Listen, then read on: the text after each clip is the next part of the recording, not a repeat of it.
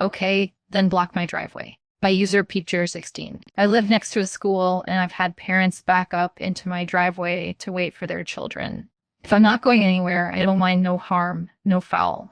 One day I came home to find a woman in my driveway. I got out of my car and asked her to please pull out for a second so I could pull in and then you can back up where you were. She said I will only be a few minutes. I said, Mom, I live here and I'd like to get into my garage because it's a narrow street and parents are now parked on both sides. The street access is now narrow and only one car can get by at a time. I told her that I cannot wait here a few minutes because I'm blocking traffic. Well, I'll be moving in a bit. I said, okay, no, you won't be. I then parked perpendicular to her vehicle, blocking my own driveway and her vehicle. As I walked by, I told her I really have to use the bathroom and have stomach cramps. You are welcome to call the police if you like. I'll be out in a bit. The look on her face after she realized what was happening was priceless. A few minutes later, I could hear honking. A few more minutes later, I hear honking and my doorbell ringing. Only because I saw it was a child ringing on my Ring doorbell, I answered, I'll be out in a minute. I'm washing my hands. I could hear the little boy screaming to his mother, I assume. He says he's washing his hands. By the time I came out a few more minutes later, all the vehicles and students were gone. I very slowly walked past her car, avoiding eye contact, and got into my car. I adjusted the mirror, moved the car seat forward, then back slowly, started the car and moved my car forward slowly. All I heard was the tires screeching and the car horn honking as she left. Her windows were rolled up, so I can only assume the little boy got an earful of nice words as she was leaving. My neighbors were wondering what was going on with all the honking. When I explained, I said, oh yeah, that's what we kind of figured. You didn't realize you married someone so lazy, huh?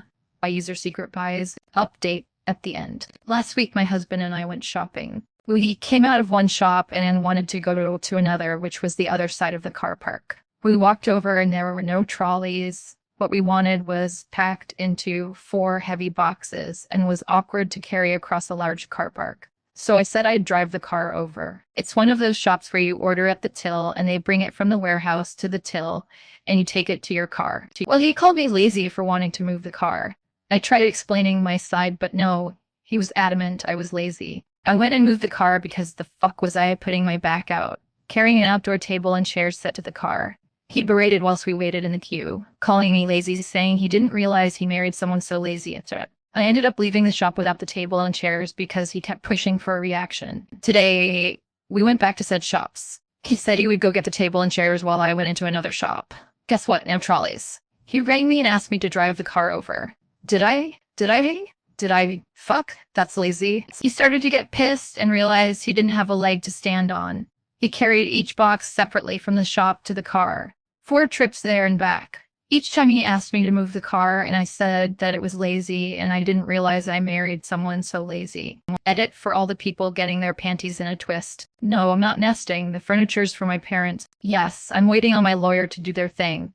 Then I can serve him the divorce papers. Edit 2. Just woke up to hundreds of Reddit notifications. I'm not gonna read all the comments, but I skimmed a few and Jesus, some of the speculation is wild El Mayo. You could have just asked me for more info, but I guess that would have ruined your narrative, lol. Some of you really do have 2 brain cells fighting for 3rd place. I contacted my lawyer regarding divorce 10 days ago. This petty revenge happened yesterday. I will hand him the papers with witnesses just in case his behavior takes a turn for the worse again. He's recently started to threaten me with beatings if I don't comply. He's treated me like shit for way too long. No matter how many times I've communicated with him about it, he still continues to treat me like shit. His escalation to threats of violence proves to me he doesn't care. I'm not begging him to treat me better anymore. I deserve better. If that makes me an asshole, then so be it. I'm an asshole. Update, as I don't think I can actually do update posts separately. First time back on Reddit since I posted, and wow. There's a lot of notifications that I don't have the energy to read through them. So I'll keep it brief. My mind is a bit jumbled at the moment, so sorry if this doesn't make sense. The divorce papers came Wednesday evening. I gave them to him yesterday morning. It's now Friday morning as I type this. Oh, UK time. My brother and 2 of my brother's friends, both of husband's parents and his brother, were present. Police on standby. Only my brother and his friends knew what was about to happen. My brother's friends were waiting outside in case shit kicked off. My brother was recording the whole thing, and thank fuck he did. Husband threw all his toys out the prom. punching holes in the walls, ripped some doors off the hinges, destroying my things, threatening to kill me, threatening to kill himself. He tried to get to the kitchen to get a knife. It wasn't great. His parents were shocked and tried to get him to calm down, but he ended up hurting his mom. By this point, the police were already nearly here, and he was arrested. I've had nothing but apology messages from his side of the family saying they had no idea he was like this. I sent them the voice recordings I had from the past few months of him threatening me and explained how he changed since our wedding day. The house we are in is rented, so all the damage will have to be fixed.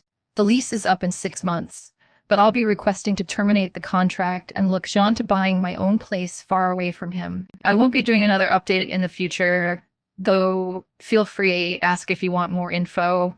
I look forward to all the wild speculation regardless. Cancel on my kid brother's wedding at 3 weeks' notice. Enjoy being at the top of Google rankings for all the wrong reasons. By user Mark Brev. So my kid brother got married 12 years ago this year.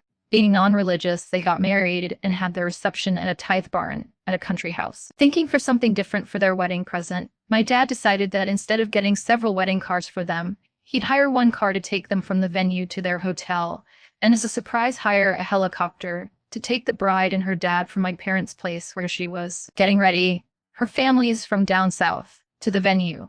Then after the ceremony, the newlyweds, her immediate family and ours would each get a 10-minute flight. So me, set out looking for a helicopter hire. We find this one company. They survey my parents' place to make sure they can get in and out. We have a 6-acre field adjoining their garden, or driveway, and do the same at the venue, confirm all is ok, and my dad signs the contract and pays the $50 deposit. 3 weeks before the wedding, they ring back and decide that they can't actually get the helicopter into either the venue or our field and would be canceling the hire and would be refunding the deposit when they do their next invoice pay run at the end of the month. Cue my old man losing his shit, and by the end of the day, getting his money back. What followed was a mad scramble to find another helicopter firm, which in rural Lancashire aren't exactly to be found on every street corner. After a fraught couple of days, we find another firm who are more than happy with getting in and out at both places, are cheaper and more relaxed than the initial firm. When we told them why we were booking it last minute, they told us that we weren't the first that they'd heard of being let down by that firm.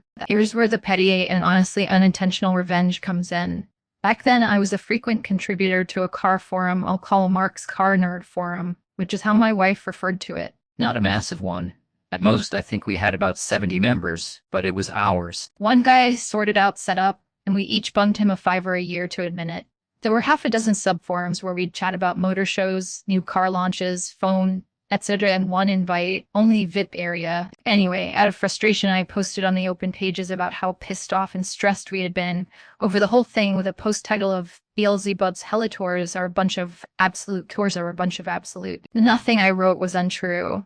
I just laid out the facts of what they did and the stress it put us through a couple of weeks before the wedding. Of course, the guys all chimed in support about how shitty we'd been treated until someone pointed out that we, as a forum, had paid for Google ranking boost and that if someone searched for a particular thing, say Lamborghini Gallardo, then our forum would be on Google page 1 because one of us had posted about it. So everyone changed their post to start with a version of what's that? Beelzebub's Helitours are a bunch of absolute coin. Within a day, if you searched Beelzebub's Helitours on Google, one of the top results on page 1 was a link titled Beelzebub's Helitours are a bunch of absolute coin. Eventually, one of the directors of said firm emailed the forum admin demanding the post was removed as it was damaging his firm's reputation. Dave, the admin, told him that unless he could provide irrefutable proof that my version of events was in any way incorrect, then the post would be staying up. This was followed by various threats of legal action, to which Dave responded by locking the post with the message Beelzebub's Helitours have threatened to sue Mark's Car Nerd Forum to remove this post. We have repeatedly asked them to provide evidence that this version of events is in any way untrue, which they have failed to do so. Until such time that they do, this post will remain up as a true account of how our member was treated by them. Jesus. I didn't expect to get this attention. Than you for all the upvotes. To answer a few recurring questions points. Rich people problems. I know it seems that way, but the only reason we have properties large enough to have a 6-acre field is because 3 families, households, parents, new wife, brother, pitched together to buy the plot, Old Barns, back in 2002. As for the cost of the helicopter hire, It cost my dad less to hire the helicopter and an executive taxi, around $1,100 in total, to take our kid and his wife to their hotel than it did for him to pay for the 2 classic Daimler limousines for my wedding 11 years before, of calling my brother my little brother or our kid. He's only 2 years younger than me, but he's 6. 2 to my, relatively, short arse 5, 9.5. Hey, that extra half inch is important. He's also nowhere near as broad or strong as me. So referring to him as my little brother is a reminder that he's the younger and smaller. Also, it's very common where I come from to call your sibling our kid. Hell, my dad was calling his younger brother our kid when he'd come visit him in the weeks leading up to his passing at 74.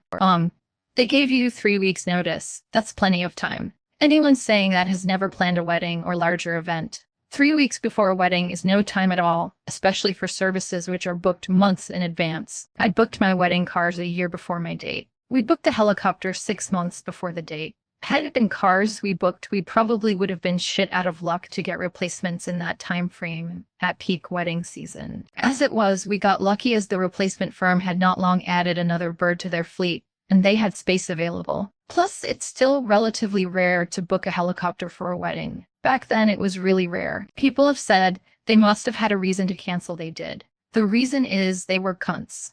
The reason given did not add up. The second firm had the same risk assessments carried out and approved and flight plans for the same flights using the same model of aircraft filed in a couple of days. There were no safety problems at the venue. They hold an annual hot air balloon rally, and if you've got space to launch a bunch of those contraptions, you've got room to launch a squadron of helicopters and none at our place. According to KEA, that's the UK. According to KEA, equivalent of the FIO, our field is big enough to take 40 helicopters. Plus the surrounding area is clear for at least half a mile in all directions, except for directly towards the houses. You can't boost Google results. Apparently not. But if you run your own business or website, you'll get at least 1 email cold call mail shot a week from firms claiming to be able to do just that, with things like search engine optimization. If you don't know better, you may well be taken in by it. We, as the forum contributors, must have been, as we paid a couple £100 out the subs to try and get more members as we started it with just a couple of dozen of us. Also, I've been told that Google wouldn't update to show our shit posting about them as quick as within a couple of days. What can I say? It was 12 years ago, so that timeline might be a bit fuzzy. If you made this up, it didn't happen. What can I say other than it did? If I was going to make this up, it would have been rather more dramatic with last-minute saves, like only confirming the helicopter that morning and more severe consequences, like the firm going bust, etc. You deliberately tried to destroy that firm. I didn't. I had a rant to a bunch of mates, and it just rolled from there. They are still trading today. Nothing shows up when search Google. Do you really think there's a helicopter hire firm called Beelzebub's Helitours? Boomer threw a tantrum about people working from home, so I embarrassed in front of the team. By user warmagining940. I work for a real estate development company that's about 25, 30 employees in total. The ages of the people I work with range from 23 to 68. We are expected to be in the office twice a week on days of our choosing. Most of the employees love this system, even the senior level people. Some of the older crowd prefer to be in the office. I have no issues with this, as everyone is free to do whatever works best for them. We have this one employee who is quite old and always has something bitter to say on our morning meetings. He isn't a senior level employee, but most of us answer to him out of respect for his age. He's made some of us run personal errands for him and do additional admin work he doesn't want to do. He's just an old bully and always has something negative to say about our generation. One day he was tasked to do some admin work for our manager, and he asked for help on it. I had back-to-back meetings and a boatload of work to do. I told him I couldn't help. He was visibly frustrated with me and told me off to my manager.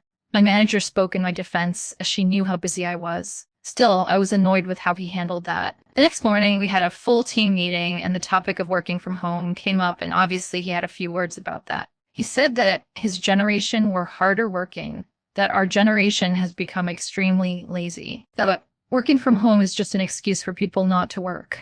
That our generation has it so easy, and how people worked harder back in the day and didn't slouch at home pretending to be doing their job. It was a very clear jab at my team, and I was honestly so fed up, especially after what happened the day before. I snapped back with, well, back in the day, people could afford a house and support a family off a single person's income at 25. Some team members started laughing and some looked shocked. Immediately, others started chiming in. My coworker added that most people could afford to rent a place on their own for less than a third of what it costs now. I then said that most of us are almost 30 and can't even afford a car, so time money wasted on transportation makes a huge difference to some of our lives. For the first time ever, he didn't know what to say. He just stayed dead quiet and tried to nervously laugh it off. The way me and my coworker were talking was very calm. It didn't come off as rude or condescending. It felt so good to watch our managers nod along and agree with us. Sweet but simple petty revenge. Edit. Wow, wasn't expecting this to blow up as much as it did. I'm getting a lot of people saying that I should have brought up the fact that he distributes his work to others. This was a meeting with the whole team, and bringing up an HR dispute would be extremely unprofessional. I opted for a subtle approach. Husband gives epic petty gift after ongoing boomer neighbor issues. By user Sether88, I was told this story would be appreciated here. We moved into a rental house in a neighborhood with our 3 kids, and the day after we moved in, our boomer neighbor, let's call him Gene, knocked on our door after my husband left for work. When I answered the door, he skipped all pleasantries and introductions to gruffly inform me that the light switch in my family room closet needed to be turned off immediately, and that it was my duty to ensure that it was kept off. Obviously puzzled by this demand, I asked what the switch was for. Gene said that the switch was for an exterior patio light that would shine into his bedroom at night and keep him awake, which was not acceptable. I figured the kids had turned it on while exploring the new house, so I assured him I'd turn it off. Without another word, he turned on his heel and went home. Unfortunately, my rude Gene encounters persisted during the 18 months we lived there. He would wait for my husband to leave, then come and complain and gripe at me about something we had done wrong. Our dogs would loudly sniff at the fence if he was outside. Our sprinkler was spraying too high, our trash can was too close to his, etc. Our other neighbors adored us and our kids, so I really don't think we were the problem. I finally stopped answering the door, so he started leaving notes and even went as far as to find me on Facebook and send a message there. Just the worst. Husband tried to talk to him and tell him to leave me alone, but he'd deny any wrongdoing. Reasoning with him was pointless, so we made the decision to just ignore him the best we could. We were finally moving to a new place out of town, and my husband went back to do the final walkthrough of the house. When he left for the final time, he called me and to let me know he had a gift for me. The last thing he did before locking the door and leaving that house for good. Turning on the patio light switch in the closet, knowing full well the landlord wouldn't be there for final cleaning for 4 days. Best gift ever. I still laugh when I think about it.